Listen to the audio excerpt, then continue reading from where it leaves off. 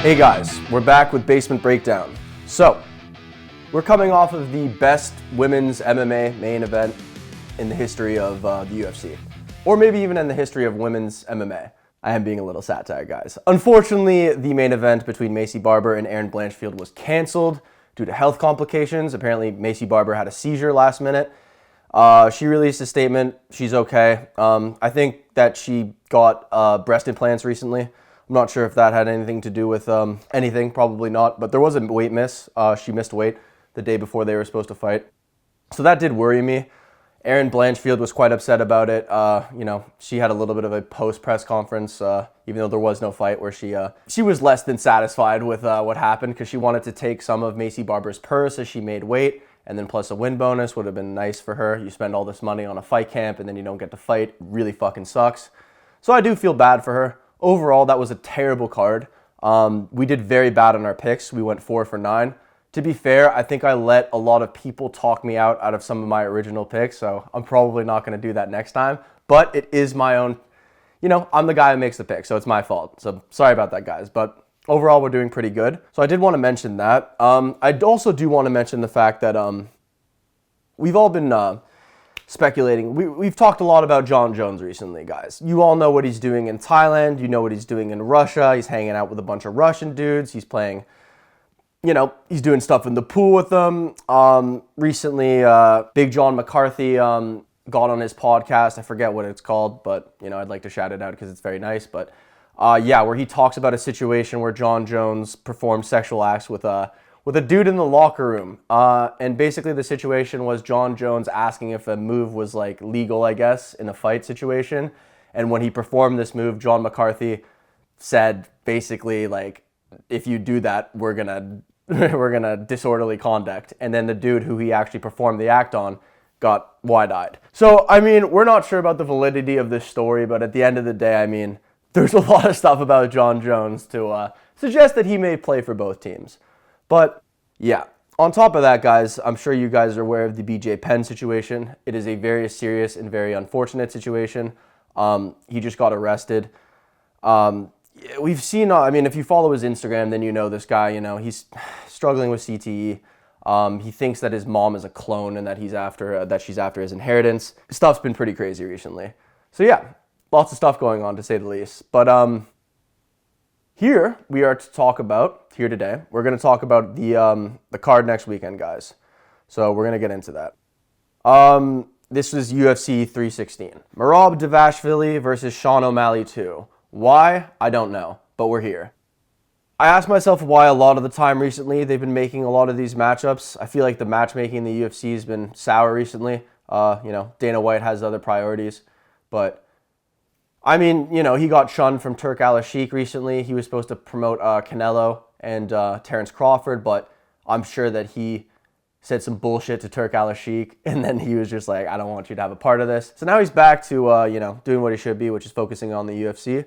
I also do want to, one more thing. This is ridiculous that we haven't gotten to see a Jon Jones, there's no announcement. I keep watching every single Tom Aspinall interview I can get. So the most recent one would be the one where he spoke with Chael Sonnen in DC. And I just feel like this is awful. Jon Jones is holding up a division and we aren't seeing any heavyweight matchups because of it. Everyone is too scared to fight each other because they don't know if they can get a title shot next. Because Jon Jones might not, he's not fighting Tom Aspinall, it kind of is a pick'em. It could be Cyril Gane. It could be Jalton Almeida. It could be a bunch of guys. It could be Volkov, a rematch. There's a bunch of guys waiting because they don't know what to do, and they want to wait because they could potentially get a title shot. So this division is on hold up. The only matchup we've gotten recently was Talish and Teixeira versus Derek Lewis for a fight night. That fucking sucks. But yeah, we move on, guys. Merab Dvalishvili versus Sean O'Malley 2. We're going to go through the card, starting with the early prelims, moving up to the main card, giving our predictions as always. Let's get it, guys. All right, so we start off with Markel Medeiros versus Mark Choinsky. This fight was supposed to be, Markel Medeiros was supposed to fight on the last card. That fight got scrapped. I think Bilal KOG, I think he was supposed to fight against. That fight got scrapped last minute, so they moved Markel to this card. I like Markel Medeiros. I was picking him in his last matchup. The guy who he's going up against is late notice, and it is the guy's first fight in the UFC, Mark the Shark. And I really don't know too much about him, but I do like Markel Medeiros, so I think I'm going to just go off the bat with a Markel Medeiros. I feel like he'll probably get a TKO. So we'll go with the second round, Markel Medeiros. No, we're going to go with the first round, Markel Medeiros KO. To start off UFC 316. I'm not sure how much I like this card, but all right, moving up, guys. We got Quillen Salkid versus Yanal Ashmouz. What is he, the Red Fox? I think that's what they call him. Yeah, Yanal Ashmouz, whose last fight was it Trevor Peek? Yeah, Trevor Peek. He won a decision against him, lots of hugging. That wasn't too fun of a fight to watch, but he goes up against Quillen. Quillen's last fight was against Anshul Jubli, who is, I believe, the only male Indian fighter in the UFC. He was making a lot of noise before that fight, only to get knocked out in the first 19 seconds of the fight. But Quinlan goes up against Yanal Ashmouz. They're both 8-1. Quinlan, I feel like he definitely has more power, and I feel like Yanal Ashmouz is going to be a more like it's going to be like a more grappling based approach. And my problem with that is, like, I don't know, like Yanal Ashmouz doesn't have great striking. I mean, after Quillen's knockout of Jubli last time out, I mean, I feel like I'm more inclined to pick him. He has a bit of a reach advantage and a height advantage, which I think is going to help him. And I think if he's able to, you know, if he's a much better striker than Yanal Ashmouz. I do worry because Yanal Ashmouz has good takedowns. He can control a fighter, but I'm going to go with a Quinlan Salkid, probably a decision. So we'll go with a decision for Quillen. Moving up the card. I would like to go with the Red Fox, but it's not what's in my heart. All right, we move on to Jeka Sarag versus Yuju Sang. So, Jeka is 14-4. He's 30 years old. This is in the featherweight division. To be fair, I don't know too much about him, but I've watched. He also fought Anshul Jubli, but he did lose to him. His last fight out, he fought Weston Wilson, where he lost via triangle armbar. He's fought Lucas Alexander, and he got to the UFC via Road to the UFC, which is a show that I occasionally watch. What about you? Little Zombie, Ju Sang Yu. I don't know too much about him. He's undefeated, which is, you know, always good, but he is going in the UFC against someone. They're both around the same age. I don't see any height or reach for, maybe it's because it's such a last-minute matchup or something, but I don't know. I feel like I'll probably go with a Yuju Sang knockout. Yeah, we'll go with a Yuju Sang knockout in the second round. I'm seemingly liking the second round a lot. Okay, moving up the card. We got to get through some of these prelims before we get to the good stuff. Well, this is actually not a bad fight either. Yeah, we got Ariane Lipsky versus Wang Kong. Wang Kong was undefeated up until she fought Gabriela Fernandez, where she got submitted. Now, to be fair, Wang Kong was doing very well on the feet, and, you know, I mean, when she was welcomed into the UFC versus Victoria Leonardo, it was a very nice KO in the first minute of the fight, and yeah, she's very talented on the feet. Her last win was against Bruna Brazil. She goes up against Ariane Lipsky. Ariane is 31. Wang Kong's a little older. She's slightly deficient in the reach. The Queen of Violence, Mrs. Lipsky, 17-10 in her MMA career. Her last fight was against Yasmin Uvadicius, and she's fought Karine Silva. She's on a 2-fight losing streak. She's fought Casey O'Neill, JJ Aldrich, and Melissa Gatto. She's been in the UFC for a bit. She's won against some people. She lost to Molly McCann. Ooh, that always worries me. Yeah, I mean, I feel like from what I've seen from Wang Kong, I feel like she'll probably knock her out. Yeah, I mean, like, I feel like this is a good matchup for Wang Kong. Ariane Lipsky isn't really on much of a winning streak. She doesn't have a lot of momentum. I think that Wang Kong will be able to probably get her out of there. And I'd probably, I'm going to go with a Wang Kong decision rather than a knockout. I think she'll get another decision. So we'll go for a decision for the Joker. And I think that caps off our early prelims. In addition, I also forgot to mention that I think the fight of the night for the last card went to the 2 women who fought at the beginning of the card. Ardeline, I think, and Santos or whatever. And it didn't go to Dustin Jacoby, which is fucking ridiculous. I don't understand. Like, those 2 chicks, I mean, they fought, right? Like, they were fighting, and it was a good fight. But you're not going to give I don't understand that.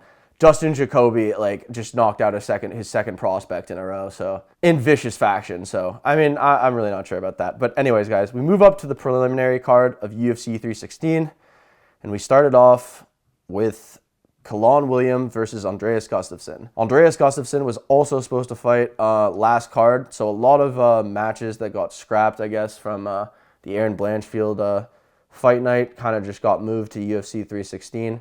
But we do have Colleen Williams fighting Andreas Gustafsson. Damn, these guys have had some... Andreas has had like 3 canceled bouts in a row. This is ridiculous. I do like him. He has 1 fight in the UFC against Pat Pitlick, which was a good fight on the Contender Series. And then Colleen Williams, his last outing against was it Bonfim? Yeah, it was Gabriel Bonfim, and he lost... via Darce. To be fair, like, he's fought some good guys. He has a win against Abdulrazak Hassan. He's fought Michelle Pereira, Matthew Smelsberger he's beat, Randy Brown, Rolando Bedoya. This is a good fight, honestly. And I don't know. I do like Andreas Gustafsson, though. I think he is a very talented fighter. I mean, Colleen Williams definitely has the experience. Shit. I don't know. I feel like the reach advantage is worrying me a lot for Colleen. But Andreas Gustafsson, he does look like Bane, being his nickname. All right, we're going to go with an Andreas Gustafsson KO in the first round for his UFC debut against Colleen Williams.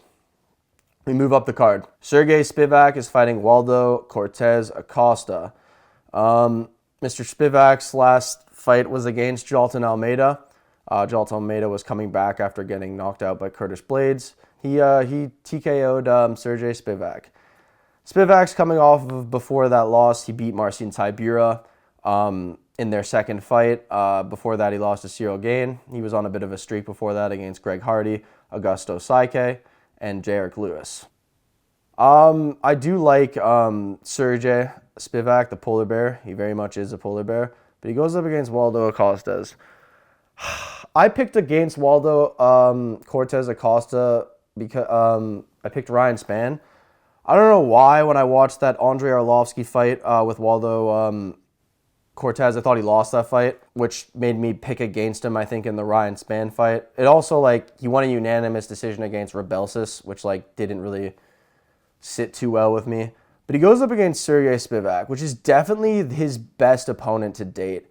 And I don't know. I feel like Sergey's fought the top of the division, and it's just a much... Oh, God. It's tough. Because Waldo Cortez Acosta, his last fight, he looked good striking. And it doesn't make me happy that Sergey got knocked out by Jalton Almeida last fight. He got knocked out. Yeah, Sergey Spivak, I'm worried about this for him. I think if he's able to get to the ground... Maybe he's able to do something. Like, his last submission came against Marcin Tybura. And to be fair, Marcin Tybura is, like, not a bad fighter at all. Somehow he's 40 years old and he's still staying in the UFC. I thought he lost his last fight, but that doesn't matter. Anyways, guys, I think I'm leaning towards Waldo Cortez Acosta because of his heavy hands to deal with Sergey Spivak. I think he'll probably be able to get him out of there. But if not, then it's going to be a very good fight, and maybe we're going to go with a Waldo Cortez Acosta KO. I feel like this card's going to be kind of hard to predict. So, yeah, but I am going to go with Waldo Cortez. Yeah, I'll go with that. Let's move up the card, guys. He also took on Ryan Spann's coming up to heavyweight, which, I mean, to be fair, I thought Ryan Spann would do a lot better than he did. Anyways, yeah. We go to Azmat Mirzakhanov versus Branson Ribeiro. I mean, Azmat is 14-0, and he's 8 years older than Branson Ribeiro. Branson Ribeiro is coming off of a win versus Diyar Nurzgohai, And before that, he beat Caio Machado. And then before that, he lost to Magomed Goodza. I can't pronounce his name. And then before that, Zhang Minyang. Brandon Ribeiro's a good light heavyweight. I mean, I have seen him lose some fights before. As far as Azmat, he fought Alonzo Menfield his last time out on the Sandhagen versus Nurmagomedov card. So it looks like he hasn't fought in quite some time. It's been over a year, which is always what worries me. The thing is, he's freaking undefeated. And he has wins against Dustin Jacoby and Alonzo Menfield, which really worry me for a KO against Alonzo Menfield's good. The only thing that worries me a little is the inactivity. I don't think the inactivity will be enough for me not to pick him. I don't think Brandon Ribeiro is... I see a bit of a reach advantage, though, for Brandon Ribeiro, so this is what worries me. But I don't want to fall in love with that. So I'm going to go with what my heart says, and I'm going to go with an Azamat Murzakanov. I'm going to go with a decision from him, a unanimous decision. Yeah, I mean, this is a huge reach and a little bit of a height discrepancy. So I am a little worried about it, as well as age. But just from what I've seen from Brandon Ribeiro, I just don't know if he's going to be able to handle Azamat. So we'll go with Azamat. Next, we have Bruno Silva versus Joshua Van. I think Bruno Silva fought Manel Kape his last time out, if I'm not mistaken. Yeah, so he was actually scheduled to fight Joshua Van at UFC 313. Joshua Van is one of my favorite fighters. I've been picking him a lot in his recent matchups. But yeah, he lost a fight to Manel Kape where he was getting... I mean, he had some moments where he landed, but he was more or less getting fucked up until he got finished. Before that, he beat Cody Durden, which was a good win. And yeah, I mean, he's had a lot of canceled bouts. He's fought Tyson Yam. I really like Joshua Van, and I've kind of already decided that I'm gonna pick him kind of as soon as I saw this fight. He's got such good momentum. They're virtually the same as far as just height, reach. They're the same. The age discrepancy is what's telling. Bruno Silva's 35, Joshua Van's 23. Joshua Van is coming off of a nice win against Ray Teixeira. I think he handed him his first loss. He was an underdog. I believe I picked against... No, I did not. I said before that I picked him for his last couple fights. The last time I picked against him was... I think I picked against him actually against Cody Durden. My bad. But yeah. Joshua Van got it done versus Ray Teixeira. I fully expect him to get it done versus Bruno Silva. I think he's got a lot of momentum. I think Joshua Van has a high ceiling. I don't know. I think Bruno Silva is probably going to suffer another knockout. So we'll go with the Joshua Van KO sometime in the third round. I think it's going to be about halfway through the third round. He'll get him out of there. Doctor stoppage. No, but he'll put a barrage on him, and then he'll stop him, and he'll fall into the cage or something. But yeah, Joshua Van, knockout, third round. Let's keep going, guys. There's a lot of fights on this card, actually. Yeah, so that caps off the prelims with we've done the early prelims and the prelims. Bruno Silva and Joshua Van being the preliminary main event. So now we move on to the main card. Marlon Vera versus Mario Bautista got canceled. Now we get to see Vicente Luque versus Kevin Holland. I picked Kevin Holland during his last matchup against Gunnar Nelson. What can I really say about that? Vicente Luque, I mean, his last win came against Themba Gorimbo, which was a nice submission. And before that, I mean, I remember he was injured for a while, and then he came back and he fought Joaquin Buckley, where I was kind of just like, what the fuck's going on, until Vicente Luque got TKO'd. I was like, what is he doing? I feel like, I don't know, man. I hate picking Kevin Holland because he is Gunnar Nelson's the type of guy who would beat. Vicente Luque is a little bit better than that. I believe Vicente is still ranked number 15th or something like that, way towards the end of the division. But I mean, Vicente is a very good, he's good on the ground, and he's... Let me just look for a second, because the problem, I think, last fight, Gunnar Nelson had a lot of issues with Kevin Holland because he's so much smaller. He's so much smaller than Kevin Holland. And Vicente Luque, he is a little bit smaller. I mean, he's 1.8 meters to Kevin Holland's 1.91 or 191, yeah, and he's got a reach deficiency. I just want to quickly look at how tall Gunnar Nelson is for a second. I just want to see. Okay, like, to be fair, like, yeah, like, he's not as big as Vicente Luque, so there's that. And also Gunnar Nelson, I mean, is like, I don't know, he's just not as good as Vicente Luque, even though he's a bit older. I don't know, man. Kevin Holland does not do well against guys who are good on the ground. We saw that in the René de Ritter fight, Roman Dolidze. I mean, he fucked up his ribs in that fight. I mean, he just doesn't do well with guys on the ground. Unless they're Michael Chiesa, and then he can submit them. Besides that, not so much. I feel like I want to pick Kevin Holland because I do like him and I like to see him win, regardless of the Rampage Jackson podcast. I think he owned that and he kind of, I don't know, he humbled himself after his last win. But I'm probably going to go with a Vicente Luque submission, guys. I feel like that's probably the way to go. Like, I don't know. Like, I don't feel like Kevin Holland, maybe he can keep him at range and pick him apart. But, like, I feel like Vicente will be able to get to his takedowns and probably deal with Kevin Holland. I don't know. I see every time Kevin Holland fights a ranked guy, it doesn't go very well for him. Unless they're Michael Chiesa ranked number 15 at the time, after he hasn't fought for 2 years.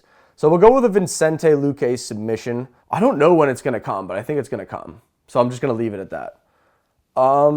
Mario Bautista was supposed to fight Marlon Vera.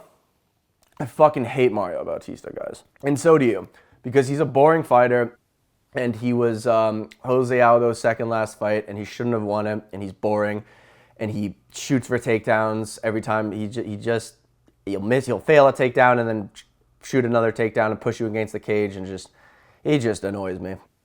Patchy Mix, however, is a new signing from the UFC. So he fought, did he fight in Bellator, I believe, for his entire career? Yeah, Bellator, his entire career. He's only lost one fight. Granted, I mean, he hasn't fought since May 17th, 2024.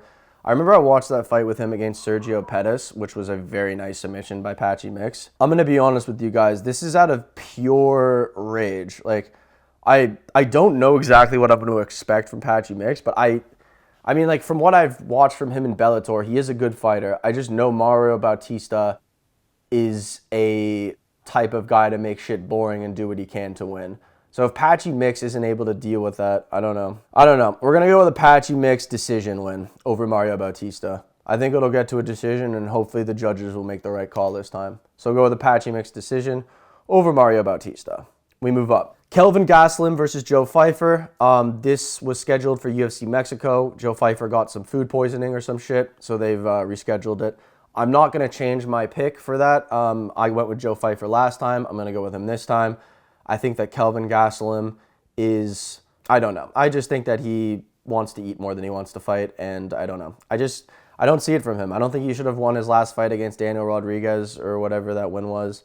I mean, that loss to Sean Brady, being a bigger guy, getting taken down by him. Kelvin Gastelum's has some good fights. I mean, I do like him. He's a character. I remember watching The Ultimate Fighter with him. Definitely one of the favorite guys to come out of The Ultimate Fighter. Israel Adesanya had a beautiful fight with him. But I do think Joe Pfeiffer will more than likely get it done. And I think he'll probably be able to get it done via KO. Yeah, we'll go with the Joe Pfeiffer KO in the second round. All right, guys. We have our co-main event for UFC 316, the women's bantamweight fight, Juliana Pena versus Kayla Harrison. All right, guys. So I'm of the belief that Julia Pena did not win her last fight versus Raquel Pennington. I thought at best she won 2 rounds, but they gave it to her.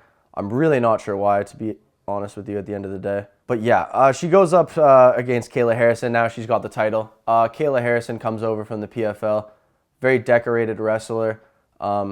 She has passed every single drug test, apparently, that she's taken. I'm not sure how, but she's jacked as shit. Her last fight was against, I believe, Caitlin Vieira. Yeah, where she won a decision against her.